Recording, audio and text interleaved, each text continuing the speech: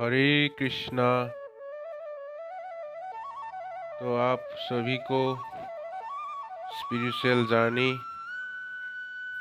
में स्वागत है। आज जो विषय के ऊपर बात करने जा रहे हैं उस विषय का नाम है परम धाम। वो परम धाम क्या है? क्योंकि भगवत गीता पढ़ने के बाद हम बार बार एक श्लोक मिलता है कि जब मनुष्य को मुक्त होता है, मुक्ति मिलता है, तब वो परम धाम में चला जाता है। तो इसलिए कृष्ण भगवान ने भगवत गीता में परम धाम के विषय के ऊपर क्या बोला है, आज ये वीडियो के माध्यम से जानने की कोशिश करेंगे।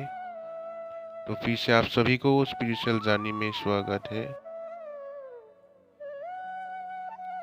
भगवान सबसे पहले हमको ये जानना होगा कि परम धाम का मतलब क्या है, मीनिंग क्या है। तो परम धाम का मतलब है परम शेष धाम, मतलब घर, जगह। मतलब भगवान कह रहा है कि जो मनुष्य मुझे जान लेता है, जो शरण में आता है, जो भक्ति करता है, वो मेरे कृपा के पात्र बनता है और वो इस संसार से शरीर त्यागने के बाद वो मेरे परम धाम में आता है। और जो परम धाम में चला जाता है वो कभी भी इस संसार से फिर से नहीं लौटता। वो परम धाम एक ऐसी जगह है मेरे दोस्तों, जहाँ पे जन्म नहीं है, जहाँ मृत्यु नहीं है, जहाँ पे बुढ़ापा नहीं है और जहाँ पे बीमारी नहीं है, जहाँ पे सिर्फ वर्तमान चलता है, जहाँ पे भविष्य भी नहीं, अतीत भी नहीं, जहाँ पे समय नहीं है, जहाँ पे सिर्फ आनंद ही आनंद है, आनंद ही है। तो जहाँ पे भगवान निवास करता है, नित्य निवास करता है, जहाँ पे भगवान श्री कृष्ण, जहाँ पे भगवान के साथ उनके पार्षद रहता है, भक्तगण रहता है, जहाँ जिस संसार में, मतलब उस संसार में आनंद ही आनंद है। और श्रीमद् भगवद गीता में भगवान ने भी यही संदेश दिया था कि मनुष्य का अंतिम लक्ष्य क्या है, वो है भगवत धाम या परम धाम की ओर फिर से लौटना। क्योंकि मेरे दोस्तों, हम अभी जिस संसार में रह रहे हैं, इस संसार का नाम है मृत्यु लोक, भौतिक जगत। भौतिक जगत का मतलब क्या है? Temporary world. यहाँ पे हर चीज टेम्पोरेरी होता है। यहाँ पे सुख भी टेम्पोरेरी, दुख भी टेम्पोरेरी। यहाँ पे अपना शरीर भी टेम्पोरेरी, क्योंकि हर मनुष्य को अपना शरीर एक ना एक दिन छोड़ना पड़ेगा इस संसार में, फिर से उसको दोबारा शरीर मिलेगा। यही मतलब चक्र चलता आ रहा है जब से हम इस संसार में हैं। तो इस संसार से मुक्त होने का उपाय क्या है? तो उपाय है कि हम जब भगवान के शरण में अपने को समर्पित कर दे, तो भगवान हमें एक विशेष कृपा देता है। और उस कृपा के कारण, मतलब जब भक्ति करना शुरू कर देते हम, तो भगवान हमें अपने ऊपर कृपा करता है, जिस कृपा के कारण हम भगवत धाम चले जाता है मृत्यु के बाद, शरीर त्यागने के बाद। तो मेरे दोस्तों, आप लोगों से ये वीडियो बनाने का मकसद ये है कि आप लोग जान सको कि जीवन का लक्ष्य क्या है। जीवन का लक्ष्य यही है कि हम हमारा जो असली घर है, वो परम धाम या वैकुंठ, वहाँ तक फिर से लौटना। और इसके लिए क्या करना होगा? हम भगवान की शरण लेना होगा, भगवान को भक्ति करना, भगवान से प्रेम का संबंध स्थापन करना होगा। जब ये कर्म कर पाएंगे हम, तब हम सब भगवान के उस धाम में नित्य निवास के लिए जा सकेंगे। तो आज आप लोगों को जो स्क्रीन के ऊपर दिख रहा है वो है श्रीमद् भगवद गीता का चैप्टर 15, और जो श्लोक का नंबर है 15.6। इस श्लोक में भगवान ने श्रीमद् भगवद गीता में वो परम धाम का विषय के ऊपर बोल रहा है कि परम धाम कैसा है। तो श्लोक एक बार आप लोगों को पढ़ा देता हूँ। ना तद्भास्यते सूर्यो ना शशांक ना पावक यद्गतवा ना निवर्तन्ते तद्धाम परमम मम। वो मेरा परम धाम ना तो सूर्य या चंद्र के द्वारा प्रकाशित होता है और ना अग्नि या बिजली से। जो लोग वहां पहुंच जाते हैं वो इस भौतिक जगत में फिर से लौट कर नहीं आते। भगवान ने देखिए अनुवाद पढ़िए, मतलब जो व्यक्ति, मतलब परम धाम मतलब क्या है? परम धाम में सूर्य नहीं है, जहाँ पे सूर्य नहीं है, जहाँ पे चंद्र नहीं है और जहाँ पे अग्नि नहीं है। मतलब जिस जगत को सूर्य की जरूरत नहीं है, चंद्रमा की जरूरत नहीं है और अग्नि की जरूरत नहीं है, और जो लोग वहाँ पहुंच जाते हैं वो इस भौतिक जगत में फिर से लौट कर नहीं आते। तात्पर्य देखिए, पढ़िए क्या लिखा है। प्रभुपाद जी ने क्या लिखा है? यह आध्यात्मिक जगत अर्थात भगवान कृष्ण के धाम का वर्णन हुआ है, जिसे कृष्ण लोक या गोलक वृंदावन कहा जाता है। चिन्मय आकाश में ना तो सूर्य प्रकाश की आवश्यकता है, ना चंद्र प्रकाश अथवा अग्नि या बिजली की, क्योंकि सारे लोक स्वयं प्रकाशित है। इस ब्रह्मांड में केवल एक श्लोक सूर्य ऐसा है जो स्वयं प्रकाशित है, लेकिन आध्यात्मिक आकाश में सभी लोक स्वयं प्रकाशित है। उन समस्त लोकों को समसमाते तेज से समकिला आकाश बनता है, जिन्हें वैकुंठ कहा जाता है, जिसे ब्रह्मज्योति भी कहते हैं। उस समस्त लोगों को जिसे वैकुंठ कहा जाता है, मतलब सारे लोगों को समसमाते तेज से समकिला आकाश बनता है, मतलब ब्रह्मज्योति कहते हैं। भगवान के मतलब शरीर से जो तेज निकलता है उस तेज से, मतलब उस तेज को क्या कहता है? ब्रह्मज्योति।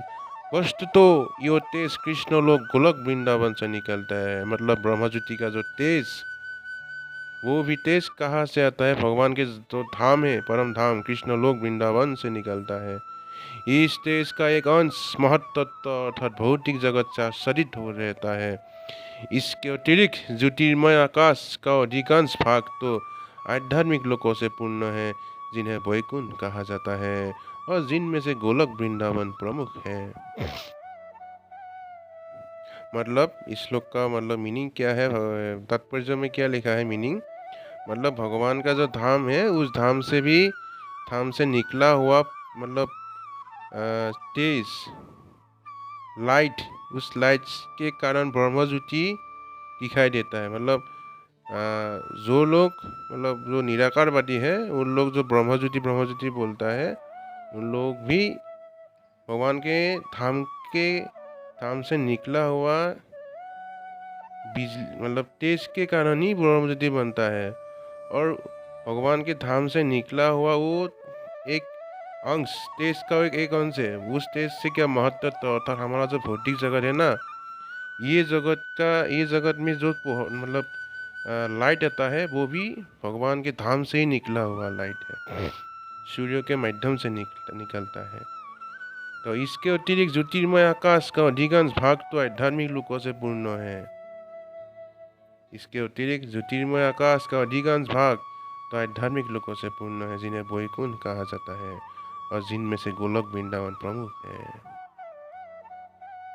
जब तक जीव इस अंधकारमय जगत में रहता है तब तक वो बद्धावस्था में होता है, लेकिन यूं ही इस भौतिक जगत में मीठा वृक्ष को काटकर आध्यात्मिक आकाश में पहुंचता है, तो ही वो मुक्त हो जाता है, तब वो यहाँ वापस नहीं आता। इस बद्ध जीवन में जीव अपने को भौतिक जगत का स्वामी मानता है, लेकिन अपनी मुक्त अवस्था में वो आध्यात्मिक राज्य में प्रवेश करता है और वो परमेश्वर का पार्षद बन जाता है। वहाँ पर वो सच्चिदानंदमय जीवन बिताता है।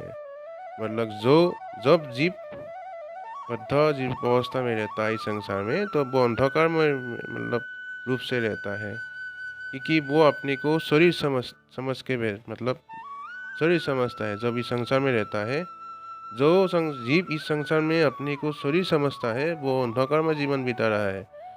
वो उनको फिर से जन्म मृत्यु के चक्कर में पड़ना पड़ता है। और जब वो अपने को जान लेता है कि वो शरीर नहीं आत्मा है, वो भगवान का अंश है, तब मतलब वो अपने को स्वामी नहीं मानता, वो क्या मानता है, भगवान का दास। जैसे ही उनके मन में ये दास भाव जागृत हो जाता है, तभी वो भगवान का पार्षद बन जाता है।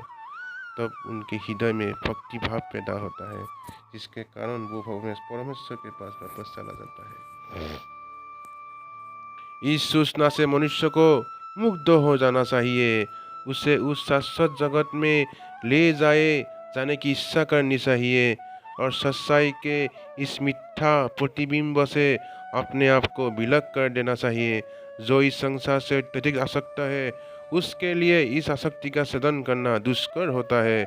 लेकिन यदि वो कृष्ण भवनामृत को ग्रहण कर ले, तो उसे क्रमश शुद्ध जाने की संभावना है। उसे ऐसे भक्त की संगति करनी चाहिए जो कृष्ण भवनामृत होते हैं। उसे ऐसा समाज खोजना चाहिए जो कृष्ण भवनामृत के प्रति समर्पित हो, और उसे भक्ति करनी सीखनी चाहिए। इस प्रकार वो संसार के प्रति अपनी आसक्ति विच्छेद कर सकता है। यदि कोई चाहे कि केशरी वस्त्र पहनने से भौतिक जगत का आकर्षण से विच्छेद हो जाएगा, तो ऐसा संभव नहीं है। उसे भगवत घट भक्ति के प्रति आसक्त होना पड़ेगा। अतएव मनुष्य को चाहिए कि गंभीरता पूर्वक समझे कि 12वें अध्याय में भक्ति का जैसा वर्णन है, वही वास्तविक विश्व की इस मिथ्या अभिव्यक्ति से बाहर निकलने का एकमात्र साधन है। 14वें अध्याय में बताया गया है कि भौतिक प्रकृति द्वारा सारी विद्या दूषित हो जाती है, केवल भक्ति ही शुद्ध रूप से दिव्य है।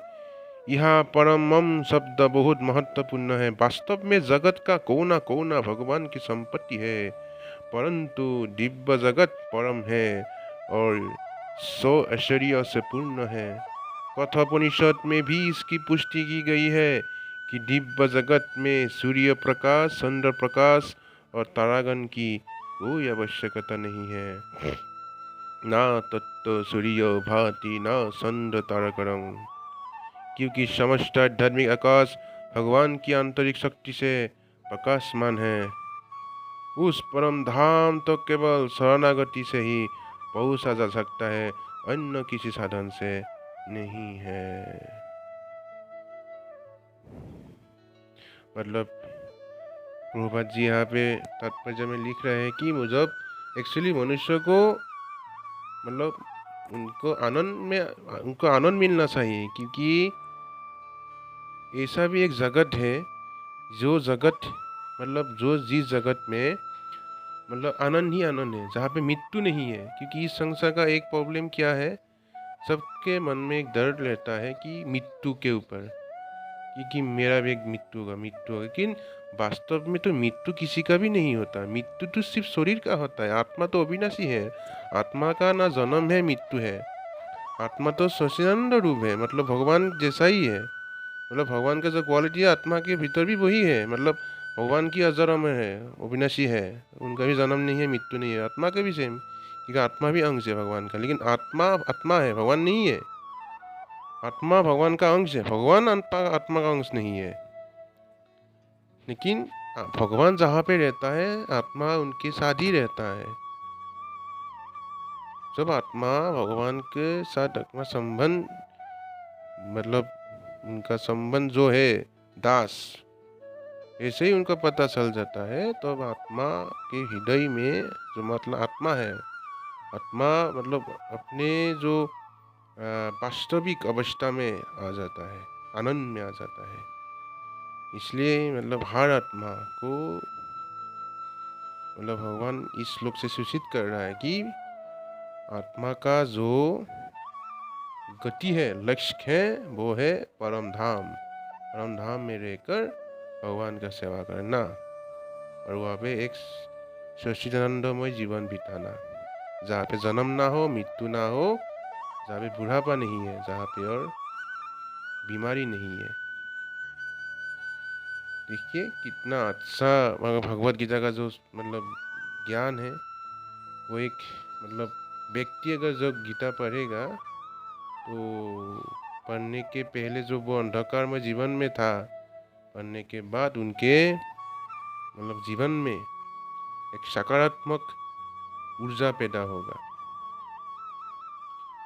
तो मेरे दोस्तों, आप सब से निवेदन है कि आप सब श्रीमद् भगवत गीता को अपने जीवन में लाइए, पढ़िए, दूसरे को अनुप्राणित कीजिए, हर जीव को उद्धार कीजिए, भगवत गीता को पढ़ने के लिए मजबूर कीजिए,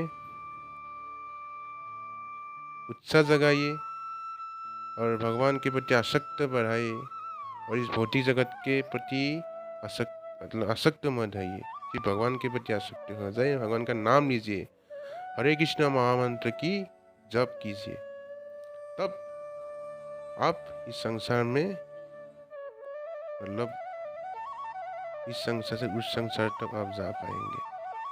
नहीं तो फिर से यहाँ पे ही जन्म मृत्यु के चक्कर में हम सभी को रहना पड़ेगा, फंसना पड़ेगा। तो आज के लिए इतना ही। हरे कृष्णा कृष्ण कृष्ण हरे हरे, हरे राम राम राम हरे हरे। जय श्रील प्रभुपाद। हरे कृष्णा।